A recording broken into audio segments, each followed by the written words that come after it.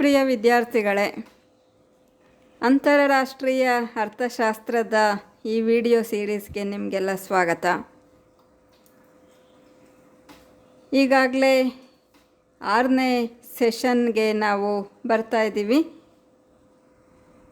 ಈ ಕ್ಲಾಸ್ನಲ್ಲಿ ನಾನು ನಿಮಗೆ ತಿಳಿಸ್ತಾ ಇರೋದು ನಿರಪೇಕ್ಷ ಅಥವಾ ಸಂಪೂರ್ಣ ವೆಚ್ಚ ಸಿದ್ಧಾಂತದ ಒಂದು ರೇಖಾಚಿತ್ರ ಸಹಿತ ವಿವರಣೆ ಮತ್ತು ಟೀಕೆಗಳು. ವಿದ್ಯಾರ್ಥಿಗಳೇ, ಈಗಾಗಲೇ ಹಿಂದಿನ ತರಗತಿಯಲ್ಲಿ ನಾವು ಈ ಸಿದ್ಧಾಂತದ ಬಗ್ಗೆ ತಿಳ್ಕೊಂಡಿದ್ದೇವೆ. ಅಂದರೆ ಏನು, ಅರ್ಥಶಾಸ್ತ್ರದ ಪಿತಾಮಹ ಆಗಿರ್ತಕ್ಕಂಥ ಆಡಮ್ ಸ್ಮಿತ್ ಅವರು ಈ ಒಂದು ನಿರಪೇಕ್ಷ ವೆಚ್ಚದ ಸಿದ್ಧಾಂತವನ್ನು, ನಿರಪೇಕ್ಷ ವೆಚ್ಚದ ಅನುಕೂಲತೆಯ ಸಿದ್ಧಾಂತವನ್ನು ಪ್ರತಿಪಾದಿಸಿದ್ದಾರೆ. ಇಂದಿನ ತರಗತಿಯಲ್ಲಿ ನಾವು ಈ ನಿರಪೇಕ್ಷ ವೆಚ್ಚ ಅಂದರೆ ಏನು, ಆ ಅನುಕೂಲತೆಗಳು ಯಾವಾಗ ದೇಶಕ್ಕೆ ಲಭ್ಯವಾಗುತ್ತೆ ಮತ್ತು ಅದರ ಆಧಾರದಿಂದ ಎರಡು ದೇಶಗಳು ಪರಸ್ಪರ ವ್ಯಾಪಾರದಲ್ಲಿ ತೊಡಗ್ತವೆ ಅನ್ನೋದನ್ನು ಈಗಾಗಲೇ ತಿಳ್ಕೊಂಡಿದ್ದೇವೆ. ಈಗ ನಾನು ನಿಮಗೆ ಆ ಒಂದು ನಿಯಮವನ್ನು, ಅಂದರೆ ಆಡಮ್ ಸ್ಮಿತ್ ಅವರ ತತ್ವವನ್ನು ರೇಖಾಚಿತ್ರ ಸಹಿತ ಒಂದು ಉದಾಹರಣೆ ಜೊತೆಗೆ ವಿವರಿಸ್ತಾ ಇದ್ದೀನಿ. ಆನಂತರ ಇದ್ರ ಬಗ್ಗೆ ವ್ಯಕ್ತ ಆಗಿರೋ ಟೀಕೆಗಳನ್ನು ಕೂಡ ನಾವು ತಿಳ್ಕೊಳ್ತಾ ಇದ್ದೀವಿ. Hi students, in this class I am going to teach you about the Adam Smith's theory of absolute cost advantage. I am going to explain you in detail with an example and diagram and also its criticisms. In the last class I have explained you about the statement of this theory and the assumptions underlying this theory. In this class I am going to explain you the theory of absolute cost advantage with an example and with the help of a diagram, and also I will explain you the criticisms of this theory. Students, we know that Adam Smith, who is the father of economics, he has propounded this theory of absolute cost advantage.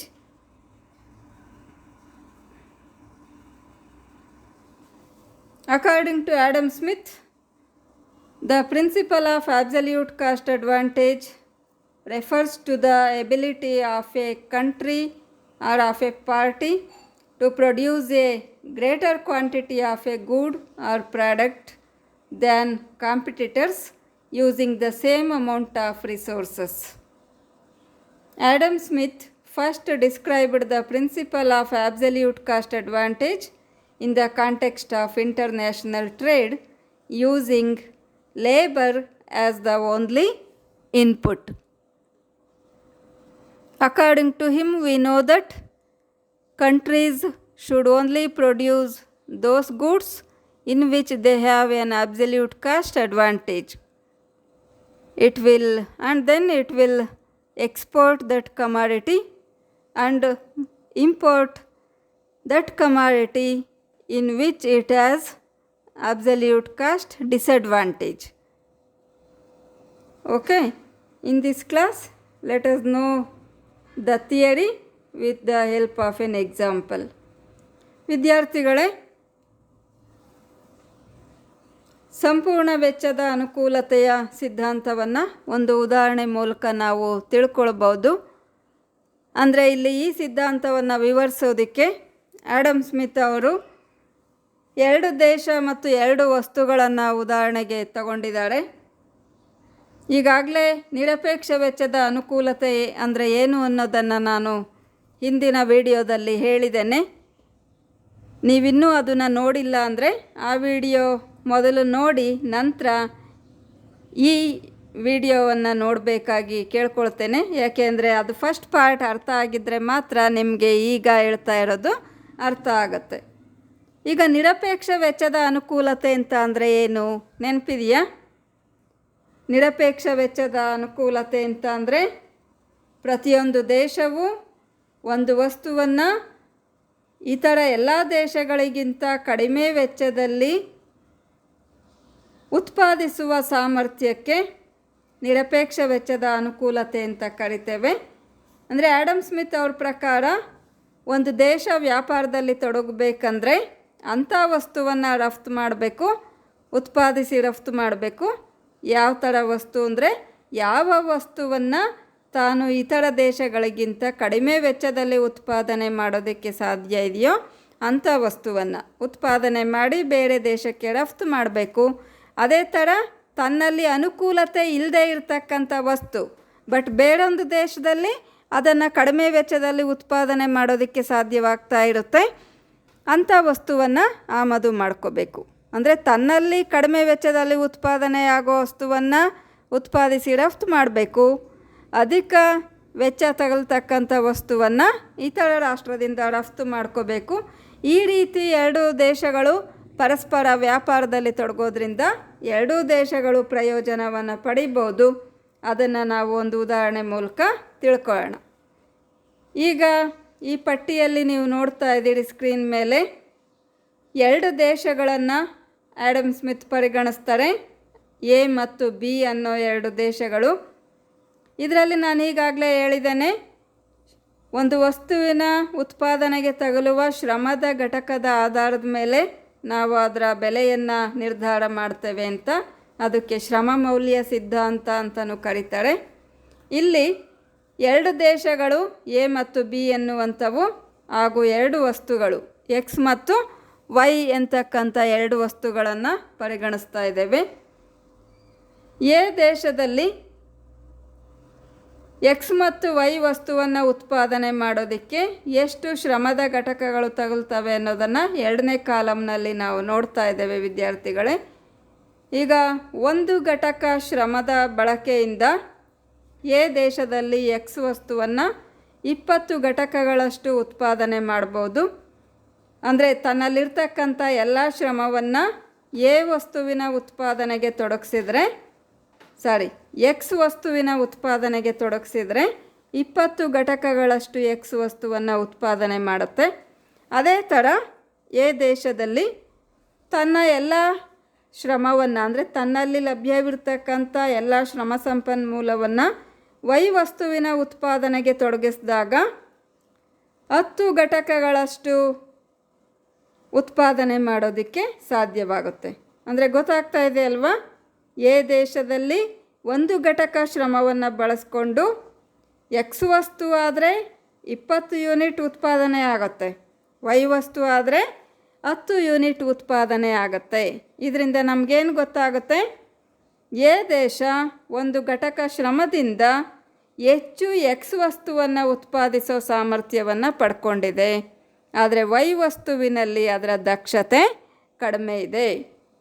ಅದೇ ಥರ B ದೇಶದಲ್ಲಿ ಗಮನಿಸಿ, ಎರಡನೇ ರೋನಲ್ಲಿ ಗಮನಿಸಿ, B ದೇಶದಲ್ಲಿ ಒಂದು ಘಟಕ ಶ್ರಮವನ್ನು ಬಳಕೆ ಮಾಡಿಕೊಂಡು ಎಕ್ಸ್ ವಸ್ತು ಆದರೆ 10 ಯೂನಿಟ್ ಉತ್ಪಾದನೆ ಆಗುತ್ತೆ, ವೈ ವಸ್ತುವನ್ನು ಉತ್ಪಾದಿಸಿದರೆ 20 ಯೂನಿಟ್ ಉತ್ಪಾದನೆ ಸಾಧ್ಯವಾಗುತ್ತೆ. ಅಂದರೆ ಇದರಿಂದ ನಮ್ಗೆ ಅರ್ಥ ಆಗ್ತಾ ಇದೆ, ಬಿ ದೇಶದಲ್ಲಿ ವೈ ವಸ್ತುವಿನ ಉತ್ಪಾದನೆ ಹೆಚ್ಚು ಅನುಕೂಲವನ್ನು ಹೊಂದಿದೆ ಅಂತ. ಇಂಥ ಸನ್ನಿವೇಶದಲ್ಲಿ ಎರಡೂ ವಸ್ತುಗಳನ್ನು ಪ್ರತಿ ದೇಶದಲ್ಲೂ ಉತ್ಪಾದನೆ ಮಾಡೋದಕ್ಕೆ ಹೊರಟ್ರೆ ವಿನಿಮಯ ದರ ಜಾಸ್ತಿ ಇರೋ ಸಾಧ್ಯತೆ ಇರುತ್ತೆ. ವಸ್ತು ವಿನಿಮಯ ಪದ್ಧತಿಗನುಸಾರವಾಗಿ ನಾವಿಲ್ಲಿ ಶ್ರಮ ಮೌಲ್ಯದ ಆಧಾರದ ಮೇಲೆ ವಿನಿಮಯ ನೋಡೋದಾದರೆ ಎ ದೇಶದ ವಿನಿಮಯ ದರವನ್ನು ಗಮನಿಸಿ ವಿದ್ಯಾರ್ಥಿಗಳೇ, ಅಲ್ಲಿ ಸ್ವಲ್ಪ ಮಿಸ್ಟೇಕ್ ಕಾಣಿಸ್ತಾ ಇದೆ. ಒಂದು ಘಟಕ ಎಕ್ಸ್ ಈಸ್ ಈಕ್ವಲ್ ಟು 0.5 ಘಟಕ ವೈ ಅಂತ ಓದ್ಕೋಬೇಕು ನೀವು. ಅಂದರೆ ಎಕ್ಸ್ ವಸ್ತು ಒಂದು ಘಟಕಕ್ಕೆ 0.5ರಷ್ಟು ಅಂದರೆ ಅದರ ಅರ್ಧದಷ್ಟು ವೈ ವಸ್ತು ಸಮ ಆಗುತ್ತೆ. ಅಂದರೆ ವಿನಿಮಯ ದರ 1 ಎಕ್ಸ್ ಈಸ್ ಈಕ್ವಲ್ ಟು 0.5 ವೈಗೆ ಸಮ ಆಗುತ್ತೆ. ಗೊತ್ತಾಗ್ತಾ ಇದೆ ಅಲ್ವಾ? ಅಲ್ಲಿ ನೀವು ಸ್ವಲ್ಪ ನೋಟ್ಸ್ ಮಾಡ್ಕೊಳ್ಳುವಾಗ ಅದು ಬರ್ಕೋಬೇಕಾಗತ್ತೆ, ಮಿಸ್ ಆಗಿದೆ ಅಲ್ಲಿ. ಒಂದು ಘಟಕ ಎಕ್ಸ್ ಈಸ್ ಈಕ್ವಲ್ ಟು 0.5 ಘಟಕ ವೈ. ಅದೇ ಥರ ಬಿ ದೇಶದಲ್ಲಿ ಅಲ್ಲಿನ ಉತ್ಪಾದನಾ ವೆಚ್ಚಕ್ಕನುಗುಣವಾಗಿ ನಾವು ಗಮನಿಸಿದರೆ ಒಂದು ಘಟಕ ಎಕ್ಸ್ 2 ವೈಗೆ ಸಮ ಆಗುತ್ತೆ. ಅಂದರೆ ಬಿ ದೇಶದಲ್ಲಿ 1 ಎಕ್ಸ್ 2 ವೈಗೆ ಸಮ ವಿನಿಮಯ ದರ.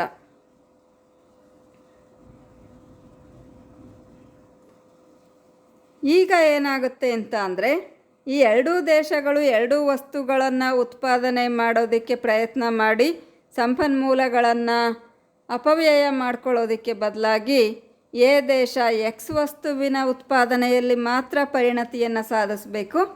ಅದೇ ಥರ ಬಿ ದೇಶ ವೈ ವಸ್ತುವಿನ ಉತ್ಪಾದನೆಯಲ್ಲಿ ಮಾತ್ರ ಪರಿಣತಿಯನ್ನು ಸಾಧಿಸಬೇಕು.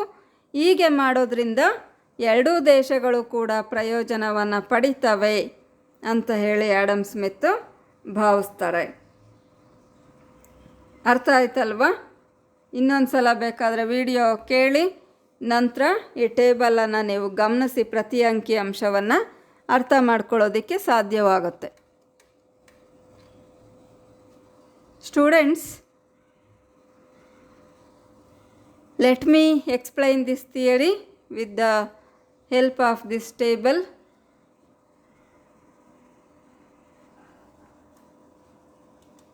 Which is on the screen. So here, suppose that there are two countries A and B. In the first column we are looking A and B countries. Then they produce two commodities, namely X and Y. The cost of producing these commodities is measured in terms of labor involved in their production. If each country has its disposal 2 man days and 1 man day is devoted to produce each of the two commodities, then the respective production in two commodities can be shown on the table. It is like this. So here we can see that A country can produce 20 units of X commodity with the help of 1 unit of labor. Similarly, with the same 1 unit of labor, it can produce 10 units of Y commodity. I hope you are following me. A country can produce 20 units of X commodity or 10 units of Y commodity with the help of its resources. Similarly, the country B can produce 10 units of X commodity or 20 units of Y commodity with the help of the same amount of labor, that is 1 unit of labor. And in the last column we can see the exchange rates of those commodities within the countries. In country A, the exchange rate of commodity X is 1 unit of X is equal to 0.5 unit of Y. Similarly, in country B, 1 unit of X is equal to 2 units of Y. So here Adam Smith says that instead of producing both the commodities in both the countries, it could be beneficial for both the countries if they concentrate on producing only one commodity in which they have absolute cost advantage. From these statistics, we can understand that the country A is having an absolute cost advantage in the production of commodity X. Similarly, the country B is having the absolute cost advantage in the commodity Y. So, in this circumstance, both the countries may be benefited by producing only one product in which they have absolute cost advantage. That means, according to him, country A can produce and export the X commodity, and country B can try to produce and export Y commodity. By doing so, both of them may be benefited. Understand? Okay. Then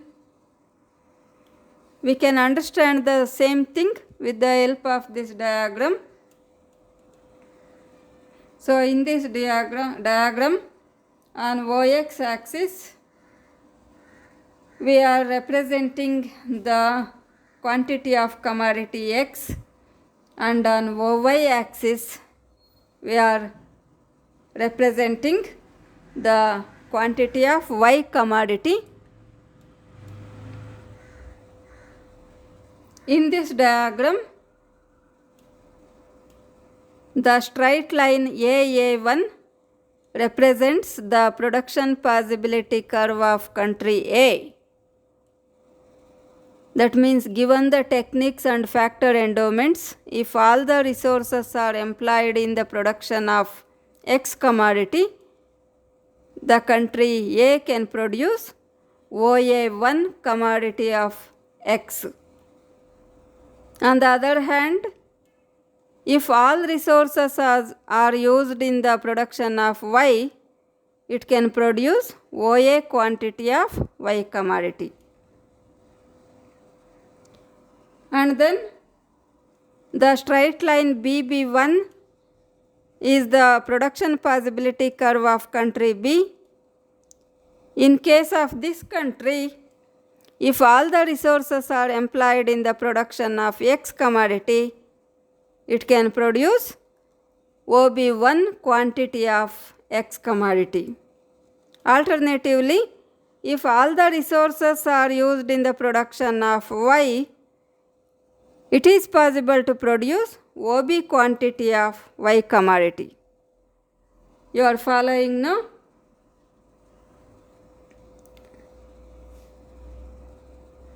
So, as we can see from our example, it makes sense for both the countries to trade with one another.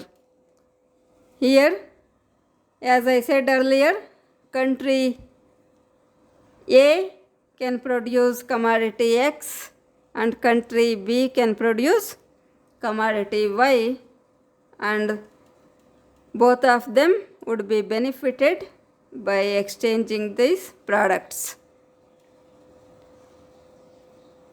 So according to Adam Smith, all the countries engaged in open trade, that means free trade, both of them will be benefited. Okay. So ವಿದ್ಯಾರ್ಥಿಗಳೇ, ಈ ನಿಯಮವನ್ನು ನಾವು ಈ ರೇಖಾಚಿತ್ರದ ಮೂಲಕ ಅರ್ಥ ಮಾಡ್ಕೊಳ್ಬೋದು. ನಾನು ಮತ್ತೆ ಕನ್ನಡದಲ್ಲಿ ಇದನ್ನು ರೆಪ್ರೆಸೆಂಟ್ ಮಾಡಲಿಕ್ಕೆ ಹೋಗಿಲ್ಲ. ನೀವಿಲ್ಲಿ ನೋಡ್ತಾ ಇದ್ದೀರಿ, OX ಅಕ್ಷದ ಮೇಲೆ ನಾವು X ವಸ್ತುವನ್ನು ಗುರುತಿಸ್ತಾ ಇದ್ದೇವೆ. ನೀವು X ಕಮಾಡಿಟಿ ಬದಲಾಗಿ X ವಸ್ತು ಅಂತ ನೋಟ್ಸ್ನಲ್ಲಿ ಬರ್ಕೋಬೋದು. ಅದೇ ಥರ OY ಅಕ್ಷದಲ್ಲಿ Y ಕಮಾಡಿಟಿ Y ವಸ್ತುವನ್ನು ಗುರುತಿಸ್ತಾ ಇದ್ದೇವೆ. ಇದರಲ್ಲಿ AA1 ರೇಖೆ ಎ ದೇಶದ ಉತ್ಪಾದನಾ ಸಾಧ್ಯತಾ ರೇಖೆ ಆಗಿರುತ್ತೆ. ಉತ್ಪಾದನಾ ಸಾಧ್ಯತಾ ರೇಖೆ ಅಂದರೆ ಈಗಾಗಲೇ ನೀವು ತಿಳ್ಕೊಂಡಿದ್ದೀರಿ ಫಸ್ಟ್ ಸೆಮಿಸ್ಟರ್ನಲ್ಲಿ. ಏನಂಗಂದರೆ, ಒಂದು ದೇಶ ತನ್ನಲ್ಲಿರ್ತಕ್ಕಂಥ ಸಂಪನ್ಮೂಲಗಳ ಸಹಾಯದಿಂದ ಉತ್ಪಾದಿಸಲು ಸಾಧ್ಯವಿರುವಂತಹ ಎರಡು ವಸ್ತುಗಳ ಪ್ರಮಾಣವನ್ನು ತೋರಿಸುವಂತಹ ರೇಖೆಗೆ ಉತ್ಪಾದನಾ ಸಾಧ್ಯತಾ ರೇಖೆ ಅಂತೇಳಿ ಕರಿತೇವೆ. ಈ ಚಿತ್ರದಲ್ಲಿ ನಾವು ನೋಡ್ತಾ ಇದ್ದೇವೆ, AA1 ಎನ್ನುವ ರೇಖೆ ಎ ದೇಶದ ಉತ್ಪಾದನಾ ಸಾಧ್ಯತಾ ರೇಖೆಯಾಗಿದೆ. ಅದರ ಅರ್ಥ, ಈ ದೇಶದಲ್ಲಿ ತನ್ನಲ್ಲಿರ್ತಕ್ಕಂಥ ಸಂಪನ್ಮೂಲಗಳನ್ನು X ವಸ್ತುವಿನ ಉತ್ಪಾದನೆಗೆ ತೊಡಗಿಸಿದಾಗ ಅದು OA1 ಅಷ್ಟು ಎಕ್ಸ್ ವಸ್ತುವನ್ನು ಉತ್ಪಾದನೆ ಮಾಡುತ್ತೆ. ಅದೇ ಥರ ವೈ ವಸ್ತುವಿನ ಉತ್ಪಾದನೆಗೆ ತನ್ನೆಲ್ಲ ಸಂಪನ್ಮೂಲಗಳನ್ನು ತೊಡಗಿಸಿದ್ರೆ OAನಷ್ಟು ಪ್ರಮಾಣವನ್ನು ಉತ್ಪಾದನೆ ಮಾಡ್ಬೋದು. ನೀವಿಲ್ಲಿ ಡಿಫ್ರೆನ್ಸ್ ಗಮನಿಸಬೇಕು. OA1 ಡಿಫ್ರೆನ್ಸ್ ಮತ್ತು OA ಅದರ ಉದ್ದ ಎರಡನ್ನು ಗಮನಿಸಿದಾಗ ನಮಗೆ ಗೊತ್ತಾಗುತ್ತೆ ಏನು OA1ನ ಪ್ರಮಾಣ OAಗಿಂತ ಹೆಚ್ಚಾಗಿದೆ. ಅಂದರೆ ಎ ದೇಶ ಎಕ್ಸ್ ವಸ್ತುವಿನ ಉತ್ಪಾದನೆಯಲ್ಲಿ ಹೆಚ್ಚು ದಕ್ಷತೆಯನ್ನು ಹೊಂದಿದೆ ಎನ್ನುವಂಥದ್ದು ಗೊತ್ತಾಗುತ್ತೆ. ಅದೇ ಥರ ವಿದ್ಯಾರ್ಥಿಗಳೇ ಗಮನಿಸಿ, ಈ ಚಿತ್ರದಲ್ಲಿರ್ತಕ್ಕಂಥ BB1 ರೇಖೆ ಬಿ ದೇಶದ ಉತ್ಪಾದನಾ ಸಾಧ್ಯತಾ ರೇಖೆ ಆಗಿದೆ. ಅಂದರೆ ಇದು ಬಿ ದೇಶದ ಉತ್ಪಾದನಾ ಸಾಮರ್ಥ್ಯವನ್ನು ಸೂಚಿಸುತ್ತೆ.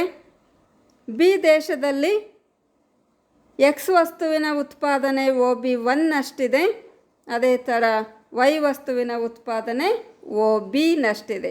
ನೀವು ಈ ಡಿಸ್ಟೆನ್ಸನ್ನು ದೂರ ಅಂದರೆ O ಬಿಂದುವಿನಿಂದ B1ಗೆ ಇರುವ ದೂರ, ಅದೇ ಥರ O ಬಿಂದುವಿನಿಂದ Bಗೆ ಇರ್ತಕ್ಕಂಥ ದೂರಗಳನ್ನು ಗಮನಿಸಿ ನಿಮಗೆ ಗೊತ್ತಾಗುತ್ತೆ OB ಡಿಸ್ಟೆನ್ಸ್ ಅಂದರೆ ವೈ ವಸ್ತುವಿನ ಪ್ರಮಾಣ ಏನಿದೆ ಅದು ಎಕ್ಸ್ ವಸ್ತುವಿಗಿಂತ ಹೆಚ್ಚಾಗಿದೆ ಎನ್ನೋದನ್ನು ಈ ಚಿತ್ರ ತೋರಿಸುತ್ತೆ.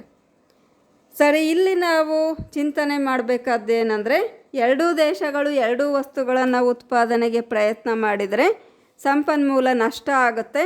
ಯಾಕೆ ಅಂತಂದರೆ ಎ ದೇಶದಲ್ಲಿ ಎಕ್ಸ್ ವಸ್ತುವಿನ ಉತ್ಪಾದನೆಗೆ ದಕ್ಷತೆ ಹೆಚ್ಚಾಗಿದೆ, ಆದರೆ ವೈ ವಸ್ತುವಿನ ಉತ್ಪಾದನೆಗೆ ದಕ್ಷತೆ ಕಡಿಮೆ. ಹಾಗಾಗಿ ಉತ್ಪಾದನೆ ಮಾಡೋದಕ್ಕೆ ಹೊರಟರೂ ಕೂಡ ವೈ ವಸ್ತುವಿನ ಉತ್ಪಾದನೆ ಪ್ರಮಾಣ ಕಡಿಮೆ ಆಗಿಬಿಡುತ್ತೆ. ಇದರಿಂದ ಸಂಪನ್ಮೂಲಗಳು ನಷ್ಟ ಆಗುತ್ತೆ. ಅದೇ ಥರ ಬಿ ದೇಶದ ಸನ್ನಿವೇಶ. ಹೀಗಿದ್ದಾಗ ಆಡಮ್ ಸ್ಮಿತ್ ಏನು ಹೇಳ್ತಾರೆ ಅಂದರೆ ಎರಡೂ ದೇಶಗಳು ಎರಡೂ ವಸ್ತುಗಳನ್ನು ಉತ್ಪಾದನೆ ಮಾಡೋದಕ್ಕಿಂತ ಯಾವ ವಸ್ತುವಿನಲ್ಲಿ ಉತ್ಪಾದನಾ ದಕ್ಷತೆ ಹೆಚ್ಚಾಗಿದೆಯೋ ಆ ವಸ್ತುವಿನ ಉತ್ಪಾದನೆಯಲ್ಲಿ ಪರಿಣತಿ ಸಾಧಿಸಿ ನಂತರ ಎರಡೂ ವಸ್ತುಗಳನ್ನು ಪರಸ್ಪರ ವಿನಿಮಯ ಮಾಡ್ಕೋಬೇಕು. ಇದರಿಂದ ಎರಡೂ ದೇಶಗಳಿಗೂ ಎರಡೂ ವಸ್ತುಗಳು ಕಡಿಮೆ ಬೆಲೆಯಲ್ಲಿ ಸಿಗ್ತವೆ. ಅಂದರೆ ಎ ದೇಶ ನಮ್ಮ ಉದಾಹರಣೆಯಲ್ಲಿ ಎಕ್ಸ್ ವಸ್ತುವಿನ ಉತ್ಪಾದನೆಯಲ್ಲಿ ಪರಿಣತಿ ಸಾಧಿಸಬೇಕು. ಅದೇ ಥರ ಬಿ ದೇಶ ವೈ ವಸ್ತುವಿನ ಉತ್ಪಾದನೆಯಲ್ಲಿ ಪರಿಣತಿ ಸಾಧಿಸಬೇಕು.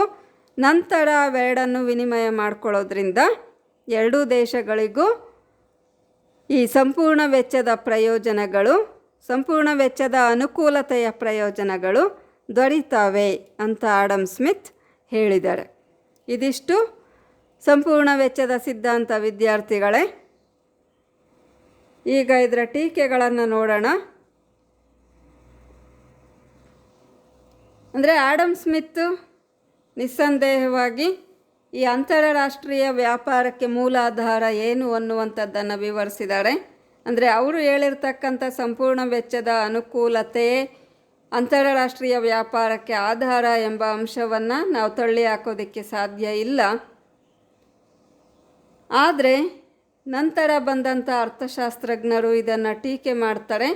ಯಾಕೆಂದರೆ ಇವ್ರ ಪ್ರಕಾರ ಒಂದು ದೇಶ ವ್ಯಾಪಾರದಲ್ಲಿ ತೊಡಗಬೇಕಂದ್ರೆ ಅದು ನಿರಪೇಕ್ಷ ವೆಚ್ಚದ ಅನುಕೂಲತೆಗಳನ್ನು ಹೊಂದಿರಲೇಬೇಕಾಗುತ್ತೆ. ಆದರೆ ಈಗ ಕೆಲವೊಂದು ಹಿಂದುಳಿದ ದೇಶಗಳು ಯಾವುದೇ ನಿರಪೇಕ್ಷ ವೆಚ್ಚದ ಅನುಕೂಲತೆಯನ್ನು ಹೊಂದಿಲ್ಲ ಅಂತ ಆದಾಗ ಆಡಮ್ ಸ್ಮಿತ್ ಪ್ರಕಾರ ಆ ದೇಶ ವ್ಯಾಪಾರದಲ್ಲಿ ತೊಡಗೋದಕ್ಕೆ ಸಾಧ್ಯನೇ ಇಲ್ಲ.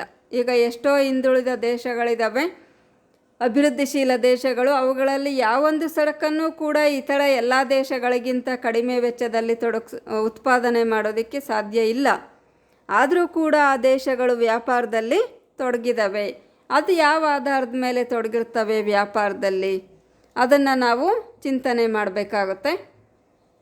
ಹಾಗಾಗಿ ಈ ಸಿದ್ಧಾಂತದ ಒಂದು ಆಧಾರದ ಮೇಲೆ ನಂತರ ಬಂದಂಥ ಡೇವಿಡ್ ರಿಕಾರ್ಡೋ ಅವರು, JS ಮಿಲ್ ಅವರು ಮತ್ತು ಇತರ ಆಧುನಿಕ ಅರ್ಥಶಾಸ್ತ್ರಜ್ಞರುಗಳು ಕೂಡ ತಮ್ಮದೇ ಆದಂಥ ಅಂತಾರಾಷ್ಟ್ರೀಯ ವ್ಯಾಪಾರದ ಸಿದ್ಧಾಂತಗಳನ್ನು ಪ್ರತಿಪಾದಿಸಿದ್ದಾರೆ. ಅವುಗಳನ್ನು ನಾವು ಮುಂದಿನ ವಿಡಿಯೋ ತರಗತಿಗಳಲ್ಲಿ ತಿಳ್ಕೊಳ್ಳೋಣ. ಈಗ ಈ ತತ್ವ ಇತರ ಎಲ್ಲ ಅಂದರೆ ನಂತರ ಅಭಿವೃದ್ಧಿ ಹೊಂದಿದಂಥ ಅಂತಾರಾಷ್ಟ್ರೀಯ ವ್ಯಾಪಾರ ಸಿದ್ಧಾಂತಗಳಿಗೆ ಒಂದು ಆಧಾರ ಆಗಿದೆ. ಆದರೂ ಕೂಡ ಇದರ ಕೆಲವೊಂದು ದೋಷಗಳು ಏನು ಅನ್ನೋದನ್ನು ನಾವೀಗ ನೋಡೋಣ. Students, let us know about the criticisms of this theory. No doubt, Adam Smith provided a quite lucid explanation of the principle of absolute cost advantage as the basis of international transactions. Yet his theory has certain weaknesses. Let us know about them. ಮೊದಲನೇ ಟೀಕೆ ಅಂತ ಅಂದರೆ ಇತರ ಉತ್ಪಾದನಾಂಗಗಳ ನಿರ್ಲಕ್ಷ್ಯ. ವಿದ್ಯಾರ್ಥಿಗಳೇ, Smith ಅವರ ಸಿದ್ಧಾಂತ ಏಕಮುಖವಾದ್ದು. ಯಾಕೆ ಅಂತ ಅಂದರೆ ಇದು ಕೇವಲ ಶ್ರಮವನ್ನು ಮಾತ್ರ ಮುಖ್ಯ ಉತ್ಪಾದನಾಂಗ ಅಂತ ಪರಿಗಣಿಸಿದ್ದಾರೆ. ಆದರೆ ಇತರ ಉತ್ಪಾದನಾಂಗಗಳು ಅಂದರೆ ಒಂದು ವಸ್ತುವನ್ನು ಉತ್ಪಾದನೆ ಮಾಡಬೇಕಂದ್ರೆ ಭೂಮಿ ಬೇಕು, ಕಚ್ಚಾ ಸಾಮಗ್ರಿಗಳು ಬೇಕು, ತಂತ್ರಜ್ಞಾನ ಬೇಕಾಗುತ್ತೆ, ಇತರ ಅನೇಕ ಸಾಧನ ಸಲಕರಣೆಗಳು ಬೇಕಾಗ್ತವೆ. ಆದರೆ ಇವರು ವಸ್ತುವಿನ ಬೆಲೆ ನಿರ್ಧಾರದಲ್ಲಿ ಕೇವಲ ಶ್ರಮವೊಂದನ್ನು ಮಾತ್ರ ಉತ್ಪಾದನಾಂಗ ಅಂತ ಪರಿಗಣಿಸಿ ಶ್ರಮದ ವೆಚ್ಚಗಳನ್ನು ಮಾತ್ರ ಪರಿಗಣನೆಗೆ ತಗೊಂಡಿದ್ದಾರೆ ಮತ್ತು ಇತರ ಉತ್ಪಾದನಾಂಗಗಳನ್ನು ಪರಿಗಣಿಸಿಲ್ಲ ಅಂತ ಟೀಕೆ ವ್ಯಕ್ತ ಆಗಿದೆ. ಈವನ್ ಅದು ನಿಜ ತಾನೇ. ಯಾವುದೇ ಒಂದು ಸರಕನ್ನು ಕೇವಲ ಶ್ರಮದ ಬಳಕೆಯಿಂದ ಮಾತ್ರ ನಾವು ಉತ್ಪಾದನೆ ಮಾಡೋದಕ್ಕೆ ಸಾಧ್ಯ ಇಲ್ಲ. 4 ಉತ್ಪಾದನಾಂಗಗಳು ಸೇರಿದಾಗ ಮಾತ್ರ ಒಂದು ಸರಕಿನ ಉತ್ಪಾದನೆ ಸಾಧ್ಯವಾಗುತ್ತೆ. ಹಾಗಾಗಿ ಈ ಟೀಕೆ ಪರಿಗಣಿಸಬೇಕಾದಂತು ಅಂತ ಹೇಳ್ಬೋದು. The first criticism against the theory of absolute cost advantage is negligence of other factors of production. Smith's theory has been criticized as one-sided theory because he has considered labor as the only factor of production and neglected other factors like land, capital, organization, etc. Students, we know that in order to produce any commodity, we need many factors of production like land, labor, capital, raw materials, technology, machineries, etc., etc. But it is not possible to produce a commodity with the help of only the labor. Okay, let us move on to the second criticism, ಅಪೂರ್ಣ ಸಿದ್ಧಾಂತ, incomplete theory. ಇದು ಒಂದು ಅಪೂರ್ಣ ಸಿದ್ಧಾಂತ ಅನ್ನೋ ಟೀಕೆ ವ್ಯಕ್ತ ಆಗಿದೆ. ಹೇಗೆ ಅಂತ ಅಂದರೆ ಕೆಲವೊಂದು ಹಿಂದುಳಿದ ದೇಶಗಳಲ್ಲಿ ಬಹುತೇಕ ದೇಶಗಳು ಅದಕ್ಷತೆಯುಳ್ಳ ಕಾರ್ಮಿಕರನ್ನು ಮತ್ತು ಅದಕ್ಷ ಯಂತ್ರೋಪಕರಣಗಳನ್ನು ಬಳಸಿಕೊಂಡು ಯಾವುದೇ ಸರಕಿನ ಉತ್ಪಾದನೆಯಲ್ಲಿಯೂ ಕೂಡ ನಿರಪೇಕ್ಷ ಪ್ರಯೋಜನವನ್ನು ಹೊಂದಿಲ್ಲ. ಆದ್ದರಿಂದ ಸಂಪೂರ್ಣ ವೆಚ್ಚದ ಲಾಭದ ತತ್ವ ವಿವಿಧ ದೇಶಗಳಲ್ಲಿ ವ್ಯಾಪಾರ ಯಾವ ಆಧಾರದ ಮೇಲೆ ಮುಂದುವರಿಯುತ್ತೆ ಅನ್ನೋದನ್ನು ವಿವರಿಸಿಲ್ಲ. ಯಾಕೆ ಅಂತಂದರೆ ಇವತ್ತಿನ ದಿನ ನಾವು ನೋಡ್ತಾ ಇದ್ದೀವಿ, ಜಗತ್ತಿನಲ್ಲಿ ಬಹುತೇಕ ಹಿಂದುಳಿದ ದೇಶಗಳು, ಭಾರತದಂಥ ಅಭಿವೃದ್ಧಿಶೀಲ ದೇಶಗಳು ಕೂಡ ಅನೇಕ ಸರಕುಗಳನ್ನು ರಫ್ತು ಮಾಡ್ತಾ ಇದ್ದಾವೆ. ಹಂಗಂತ ಅವು ಬೇರೆ ಎಲ್ಲ ದೇಶಗಳಿಗಿಂತಲೂ ಆ ವಸ್ತುಗಳಲ್ಲಿ ಉತ್ಪಾದನಾ ದಕ್ಷತೆ ಅಧಿಕತರವಾಗಿ ಹೊಂದಿದ್ದಾವೆ ಅಂತ ಏನಿಲ್ಲ. ಆದರೂ ಕೂಡ ಎಲ್ಲ ದೇಶಗಳ ನಡುವೆ ವ್ಯಾಪಾರ ನಡೀತಾ ಇದೆ, ಆಮದು ರಫ್ತುಗಳು ಏರ್ಪಡ್ತಾ ಇದ್ದಾವೆ. ಈ ಒಂದು ಸನ್ನಿವೇಶವನ್ನು ವಿವರಿಸೋದಕ್ಕೆ ಆಡಮ್ ಸ್ಮಿತ್ ಅವರ ತತ್ವ ವಿಫಲ ಆಗುತ್ತೆ. The second criticism is incomplete theory. Students, we can observe that most of the backward countries with inefficient labor and machinery may not be enjoying absolute cost advantage in any line of the activity. Here, the principle of absolute cost advantage cannot provide complete and satisfactory explanation of the basis on which trade proceeds among the different countries, especially the backward countries. ಮೂರನೇ ಟೀಕೆ ಆಗಿದೆ, ಅಸಮರ್ಪಕ ವಿವರಣೆ. ಅಂತಾರಾಷ್ಟ್ರೀಯ ವ್ಯಾಪಾರ ಯಾವ ಮೂಲವನ್ನು ಆಧರಿಸಿದೆ ಅನ್ನೋದನ್ನು ಆಡಮ್ ಸ್ಮಿತ್ ತುಂಬ ಸರಳವಾಗಿ ಸೂಚಿಸ್ತಾರೆ. ಇದು 2 ದೇಶಗಳಿಗೆ ಅನ್ವಯ ಆಗುತ್ತೆ. ಆದರೆ ಇವತ್ತಿನ ದಿವಸ ಜಗತ್ತಿನಲ್ಲಿ ಇರ್ತಕ್ಕಂಥ ನೂರಾರು ದೇಶಗಳು ಸಾವಿರಾರು ವಸ್ತುಗಳ ಆಮದು ರಫ್ತುಗಳಲ್ಲಿ ತೊಡಗಿದ್ದಾವೆ. ಅವುಗಳಿಗೆಲ್ಲ ಯಾವ ಆಧಾರದಲ್ಲಿ ಅಂತಾರಾಷ್ಟ್ರೀಯ ವ್ಯಾಪಾರ ನಡೆಯುತ್ತೆ ಮತ್ತು ಅವು ಹೇಗೆ ಇದರಿಂದ ಪ್ರಯೋಜನ ಪಡಿತವೆ ಅನ್ನೋದನ್ನು ವಿವರಿಸುವಲ್ಲಿ ಈ ಒಂದು ಸಿದ್ಧಾಂತ ವಿಫಲ ಆಗಿದೆ ಅಂತ ಹೇಳಿ ಟೀಕೆ ಮಾಡಿದ್ದಾರೆ. Let us move on to the third criticism. Not a perfect theory. Adam Smith simply indicated the fundamental basis on which international trade rests. The absolute cost advantage had failed to explore in any comprehensive manner the factors influencing trade between 2 or more countries. 4ನೇ ಟೀಕೆ ಆಗಿದೆ ಭಾಗಶಃ ಸಿದ್ಧಾಂತ, partial theory. ಇದನ್ನು ಒಂದು ಭಾಗಶಃ ಸಿದ್ಧಾಂತ ಅಂತ ಹೇಳಿ ನಂತರ ಬಂದಂಥ ಡೇವಿಡ್ ರಿಕಾರ್ಡೋ ಮತ್ತು ಇತರ ಅರ್ಥಶಾಸ್ತ್ರಜ್ಞರು ಟೀಕೆ ಮಾಡಿದ್ದಾರೆ. ಹೇಗೆ ಅಂತ ಅಂದರೆ ಈ ಸಿದ್ಧಾಂತ ಕೇವಲ ಪೂರೈಕೆಯ ಅಂಶವನ್ನು ಮಾತ್ರ ಪರಿಗಣಿಸುತ್ತೆ, ಆದರೆ ಬೇಡಿಕೆಯ ಅಂಶವನ್ನು ಗಣನೆಗೆ ತಗೊಂಡಿಲ್ಲ ಅಂತ ಹೇಳಿ. ಹೇಗೆ ಅಂದರೆ ನೋಡಿ, ಈಗ ಎ ದೇಶ ಏನೋ ನಮ್ಮ ಉದಾಹರಣೆಯಲ್ಲಿ ಎಕ್ಸ್ ವಸ್ತುವನ್ನು ಉತ್ಪಾದನೆ ಮಾಡೋ ಸಾಮರ್ಥ್ಯ ವಿಶೇಷ ಪರಿಣತಿ ಹೊಂದಿದೆ. ಆದರೆ ಎ ಮತ್ತು ಬಿ ದೇಶದ ನಡುವೆ ವ್ಯಾಪಾರ ಏರ್ಪಡಬೇಕಂದ್ರೆ ಎ ದೇಶ ಉತ್ಪಾದನೆ ಮಾಡುವಂತಹ ಎಕ್ಸ್ ವಸ್ತುವಿಗೆ ಬಿ ದೇಶದಲ್ಲಿ ಬೇಡಿಕೆ ಇರಬೇಕಾಗತ್ತೆ. ಅಂದರೆ ಬಿ ದೇಶದಲ್ಲಿ ಬೇಡಿಕೆ ಇದ್ದಾಗ ಮಾತ್ರ ಇದು ಎಕ್ಸ್ ವಸ್ತುವನ್ನು ಕಳಿಸಿ ಅಲ್ಲಿಂದ ವೈ ವಸ್ತುವನ್ನು ಎ ದೇಶ ತರಿಸ್ಕೋಬೋದು. ಅದೇ ಥರ ಬಿ ದೇಶದ ವೈ ಸರಕಿಗೆ ಎ ದೇಶದಲ್ಲಿ ಕೂಡ ಬೇಡಿಕೆ ಇರಬೇಕಾಗತ್ತೆ. ಹೀಗೆ ಕೇವಲ ಪೂರೈಕೆ ಹೊಂದಿದೆ ಅಂದ ಮಾತ್ರಕ್ಕೆ ಎ ದೇಶದ ಎಕ್ಸ್ ವಸ್ತುವನ್ನು ಬಿ ದೇಶ ಕೊಂಡ್ಕೊಳ್ಳೇಬೇಕು ಅಂತ ಏನು, ಹೌದಲ್ವಾ? ಅದೇ ಥರ ಬಿ ದೇಶದ ವೈ ವಸ್ತುವನ್ನು ಎ ದೇಶ ಕೊಂಡ್ಕೊಳ್ಳೇಬೇಕು ಅಂತ ಏನಿರಲ್ಲ. ಯಾಕೆಂದರೆ ಅದಕ್ಕೆ ಅವಶ್ಯಕತೆ ಇರಬೇಕು, ಬೇಡಿಕೆ ಇರಬೇಕು. ಅಂದರೆ ಪರಸ್ಪರ ಬೇಡಿಕೆ ಇದ್ದಾಗ ಮಾತ್ರ ವ್ಯಾಪಾರ 2 ದೇಶಗಳ ನಡುವೆ ಏರ್ಪಡೋದಕ್ಕೆ ಸಾಧ್ಯವಾಗುತ್ತೆ. ಈ ಅಂಶವನ್ನು ಆಡಮ್ ಸ್ಮಿತ್ ಕಡೆಗಣಿಸಿದ್ದಾರೆ. ಆದ್ದರಿಂದ ಇದನ್ನು ಒಂದು ಭಾಗಶಃ ಸಿದ್ಧಾಂತ ಅಂತೇಳಿ ಟೀಕೆ ಮಾಡಿದ್ದಾರೆ. This theory has been criticised as partial theory because it has considered only the supply side and neglected the demand side. Students, in our example, we can observe that country A has the absolute cost advantage in the production of X commodity, but to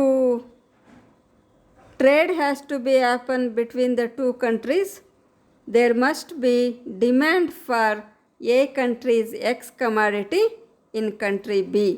Similarly, there should be demand for Y commodity of the B country in country A. Then only the trade may takes place between the 2 countries. But Adam Smith has considered only the supply side and neglected the demand side. So, it has been criticized as partial theory. Okay, in spite of all these criticisms, Adam Smith's theory has been considered as the basis for many other further developed international trade theories. A more detailed and satisfactory explanation concerning the basis of international trade has been provided by David Ricardo and J.S. Mill and many other modern economists.